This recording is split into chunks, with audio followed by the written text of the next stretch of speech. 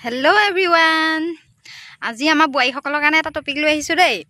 মানে মানুহে যে কয় নিজৰ দুখ নেদেখে আমাৰ বোৱাৰীসকলে যদি কেনেবাকৈ নিজৰ দুখ যদি চাব বিচাৰে বিনামূলীয়াকৈ এটকাও খৰচ নোহোৱাকৈ কি কৰিব গম পায়? একদম চমু বুদ্ধি আৰু মই মানে ট্ৰাই কৰি চাওঁ কেতিয়াবা মাজে মাজে দেই। একদম মানে কি কৰিব, এই শহুৰৰ পিতেক যে মানে নকওঁ আৰু আপোনালোকে বুজি পাইছে চাগে, শহুৰৰ পিতেক। আৰু পাৰিলে শহুৰৰ ঘৰ কোনোবা যদি বোলে পিতেক বোলে ব্যস্ত হৈ আছে, চব সময়তে আকৌ ক'বলৈও বেয়া নহয়, সেই শহুৰৰ ঘৰ যদি কোনোবা মানে ফ্ৰীত থাকে কাৰোবাক এবাৰ অকণমানকৈ জোকাৰি চাবচোন দেই। আপুনি মানে নভবা কিছুমানো বেয়া গুণ মানে তাহাঁতৰ মুখত মানে গম পাই যাব আৰু আপোনাৰ কিমান কেইটা মানে বেয়া গুণ আছে হা।